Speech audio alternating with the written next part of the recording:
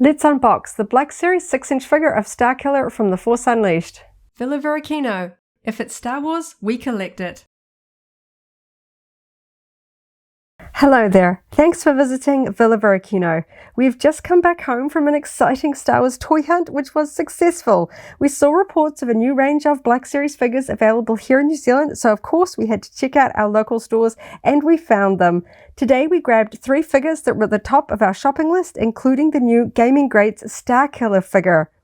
We play our fair share of Star Wars video games, and of course we love The Force Unleashed. Our daughter particularly enjoyed the Wii version for the Force moves. Cannot believe the game came out all the way back in 2008. That feels so long ago now. And it's fantastic that we're still getting new collectibles from this awesome game. Starkiller is an iconic character, and we had the pleasure of meeting Starkiller's voice actor, Sam Witwer, when he visited New Zealand back in 2019.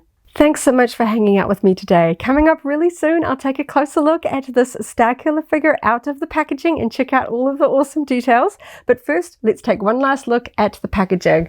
I was really tempted to keep this one in its box because it looks so good. I love this window. We're back to the windowed packaging for Black Series, which is just great. We've got the Starkiller figure here with one accessory, a lit lightsaber blade. We can see that there. And because this is a video game character, it is part of the Black Series Gaming Greats line. So we actually have this little recessed section here in the front window with a black and silver sticker with Gaming Greats there applied. It fits in very nicely to this recessed section. If you are keeping yours in your packaging, you're going to want to make sure that that sticker looks nice and tidy there. For the video game line, Gaming Greats, we have this interesting blue teal color for the accent stripe. So the video game title here, Star Wars The Force Unleashed, and the character title in that same accent color, Starkiller. Because this came out pre-Disney in the video game era, this has the Legends tag, which is really fun. I love that we are still getting collectibles from the older stories that don't fit into the modern Disney era canon. Of course, Starkiller is just iconic, so happy that we're still getting action figures of him. I love this side art. It is so intense. It really captures him. I love the likeness here of the voice actor, Sam Witwer. It looks fantastic. We've got the hand raised, shooting Force lightning towards the artist, towards the person looking. I think this is absolutely fantastic. And of course, that accent color goes down and we have the character name Starkiller on that lower edge. Absolutely fantastic. So worth keeping the box for this, just to put this side panel on display. Absolutely fantastic. And of course, we have that art repeated here on the back, and we have that accent color stripe. This is number 26 from the Gaming Greats line, Star Wars The Force Unleashed.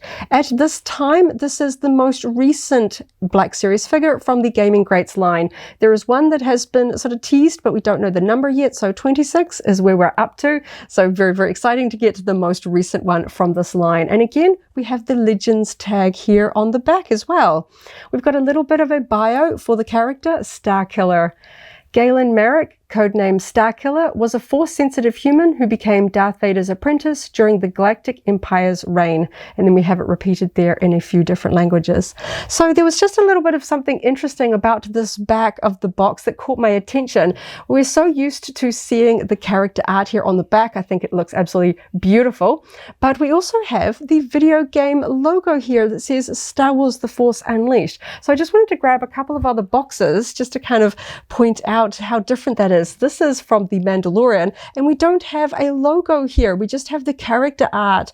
I think it's really interesting that they're kind of helping explain these characters. If perhaps you are a younger fan that wasn't around when this video game came out, they're kind of explaining where this character comes from and the video game logo there. As you can see, for The Mandalorian, we don't have any sort of series logo there. And then if we have a look at some of the other recent ones that came out, this is Cal Kestis, number 17. This was from the no plastic packaging era, where we had an action figure picture on the back rather than that art. So different again there. And then if we go a little bit further back, this is from the Republic Commando game. We see that front looks pretty much the same, but this one does not have a Legends tag on it. And again on the back, No Legends tag here, but we do have the video game logo on this one as well. So it's kind of interesting to see that even though the boxes do look very similar, we've got a lot of differences in terms of the video games, including their logo, and we now have this new Legends tag. Because if you collect Hot Toys, the fantastic 12-inch figures, you know that they will have recently revealed their Starkiller 12-inch figure, which very prominently displays the Legends logo on their packaging. So I think Disney's really trying to sort of highlight the Legends tag, and we're now seeing that on other packaging there. So I thought that was a really fun inclusion. I am all for more Legends merchandise. So there we go. That is the box for the Starkiller Gaming Greats Black Series figure. This one is number 26. Let's get him out and check out all of the figure details. Now I have the Starkiller figure and his lightsaber accessory out of the packaging. We can take a closer look, and these are just amazing details. I am so excited. The face sculpt on this is just stunning. It looks so much like Sam Witwer as Starkiller, and the paint is just incredible. I love the fine details around the eyes, and I'm really quite impressed with the hairline of this figure. Starkiller has such short hair. It is just painted on. We don't get this sort of weird ridge of a sculpted hairpiece. I think this looks absolutely amazing. A very intense expression, which is just perfect for this character.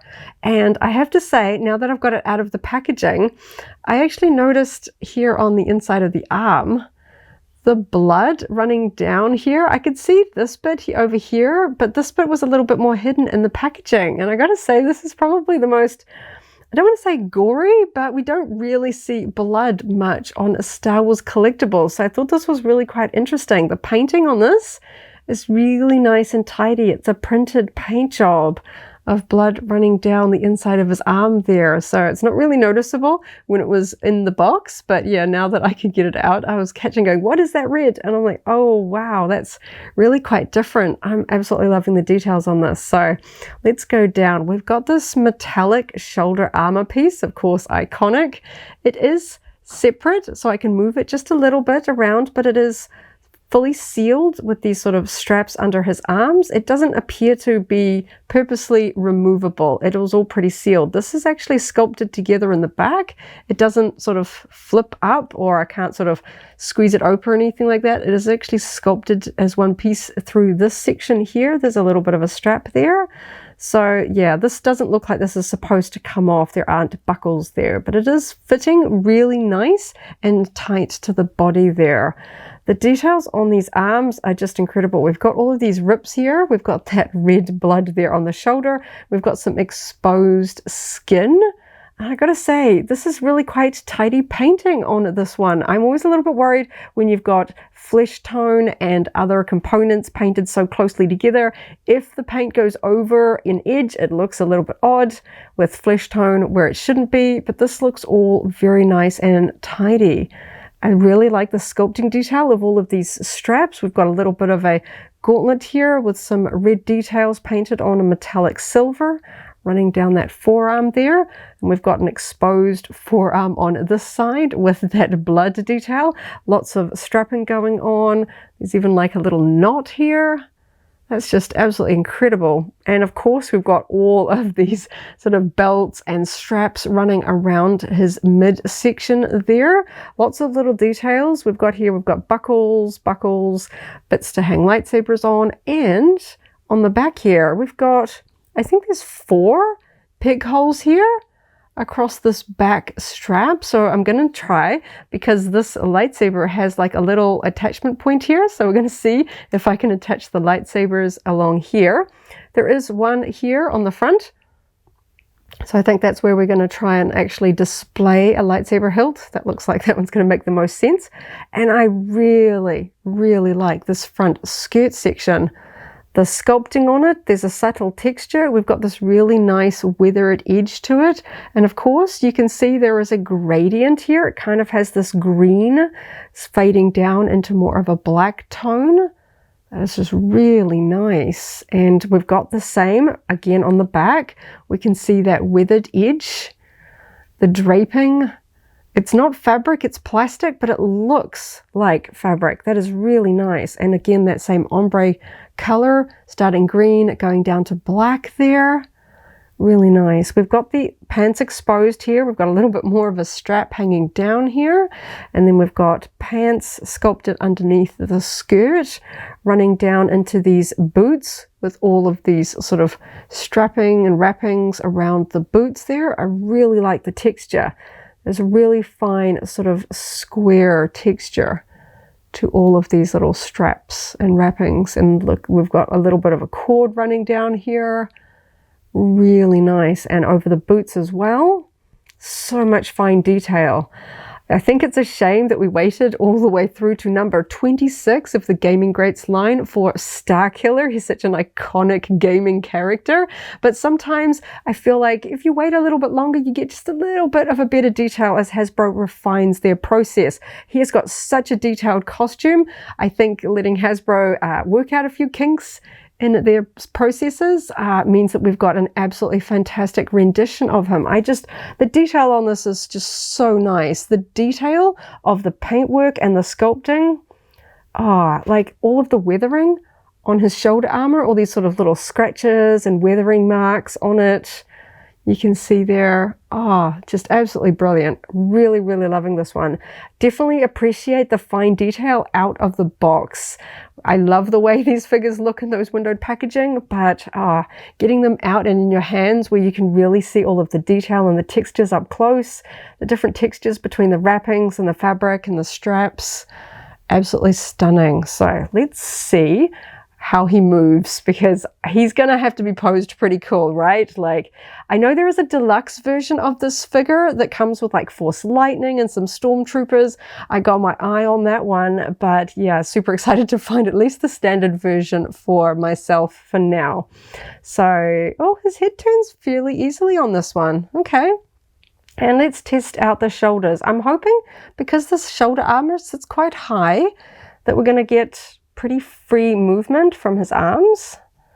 Yep, nice and easy there. This shoulder piece doesn't cut in there at all. And that was nice and easy, not too stiff there. So we do have the one unfortunate thing of having the exposed flesh tone articulation here, but I'm hoping that if we get his arm sort of up, we can hide that pretty well. So that kind of hides nicely in there. We get a little bit of that sort of blood streak there. And we've got this interesting bit of his sleeve hanging down that really hides. We can just see the articulation point on the underside here. But this fabric hanging down with his arm up, that almost completely disappears. So I'm really happy about that. Unfortunately, with exposed skin, you can't hide the articulation points in amongst the sculpting of, fabrics like on this side. It kind of disappears a little bit into the darker colors and the sculpting of the sleeve there. So let's see what this one looks like. So there we go. Nice and easy. Got some really good articulation there. Hand moves well, because I really want to get a cool lightsaber move. I like the hand here. It's a little bit of a force motion there. And we've got a nice classic grip there for a lightsaber. And yeah, really keen to see how he's gonna hold that lightsaber. Really want to get some good poses there. Okay, so we've got that sort of not quite up torso, because it would cut into his shirt here.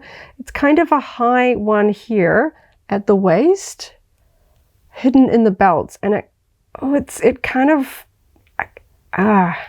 doesn't really want to twist too much. He wants to snap back to his midline position.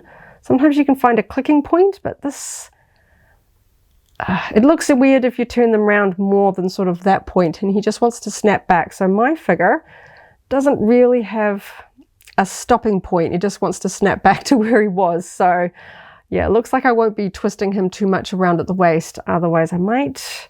Kind of feels like I'm putting a bit of tension against something, and I don't want to break anything in there. So let's test out his leg articulation. We can just see the top of the hip under these straps here. So I get the feeling we'll probably get some pretty good movement.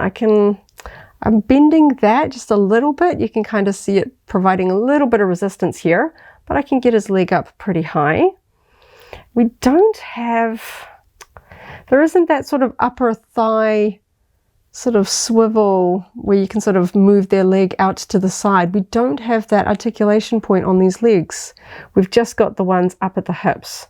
So I can't turn his legs outward at that point. Yeah, and this one is just kind of wanting to sit a little bit further forward now that I've rotated that out a little bit. I have to play with his posing. His pants come down, the sculpting kind of goes down over the knee. So if we bend that knee back, the sculpted pants kind of hang down the front, which does a pretty good job of hiding that articulation point. When viewed from the front, we can kind of see that from the underside there. And, oh, very good articulation there with the ankles. You can do quite the pointed toe there. That was not quite nice and easy. Okay, so let's get his knee back into a spot. His leg kind of wants to splay out, and the same on the other side. Nice and easy. There we go. So really nice. And even on the back, the articulation's pretty well hidden, particularly when we've got all these straps and stuff, all these lines and details, kind of the articulation points just disappear, and the dark colors always do a pretty good job of hiding it as well. So I think he's going to be really fun to pose. Hopefully we won't have to muck around too much because we don't have those sort of upper thigh points there. Looks pretty good. So let's take a closer look at his one accessory, a lightsaber with a fantastic red blade. Now Starkiller's one is actually quite long for a lightsaber hilt. Be interesting to see if I can actually get him into a two-handed pose, but we're going to try out some of the other features. We can see that we've got mostly silver with a few black detail points. We've got a pig here. I'm going to try attaching that to his belt. And I'm hoping, let's see, yes, that comes out with the attached little pig there. So we can just put the hilt on his belt. So let's have a go at attaching that point onto his belt here. Just into that little pig hole there. Honestly, I prefer to have characters holding their lightsabers lit, but there we go. It's sitting there on his belt pretty nicely. Now I'm going to try these ones here across the back, because these look like functional lightsaber holding points. There you go. So just quickly test that in all four of those. Yep, holding steady in all of those. There we go. So yes, we can put it in any of those spots, or we can add some other hilts to his collection there if you wish to display them. There we go. Okay, so I'm going to keep the blade out. Sometimes I'm a little bit worried about accidentally snapping this little point. So I'm going to see how well he's going to hold this lightsaber hilt in his hand here. He's got a little bit of a, not loose, but he does move fairly freely. So I'm hoping, nice. That goes into his hand really easily. I'm not fighting his fingers there. So there we go. He's holding that lightsaber really well. And because it's slightly longer, I'm going to see how well we might get a two-handed grip here. This hand is a little bit tighter. Let's see if I can just get that into his hand. I feel like that open grip should hold onto the saber fairly well. It's just these lower fingers here. If I can get him kind of. Got to spend a little bit more time because those lower fingers are a little bit tighter. I might actually try putting them into that hand first, because I think he'll be really fun to do a two-handed grip with. I know he's more of a, not so much of a two-handed grip. Those fingers are just a little bit tight. There we go. And then if we can get this one across the top. Getting there, close. Nearly. That thumb just wants to get in the way. There we go. There we go. Two-handed grip. I like to see it. For people that want to pose them, it's always good when they can bring in their elbows close together and close to the body, and then I can put the blade on there. That is awesome. Ah, such a good grip on that lightsaber. So now I've got to see if I can, he wants to tip back a little bit now that I've gone and posed him with his arms out the front. There we go. Oh, that's fantastic. Oh, he's so fun to pose because the articulation just disappears in all these details. This is really nice. I like how well he holds his lightsaber. Of course, I know he's not really going to hold it like that.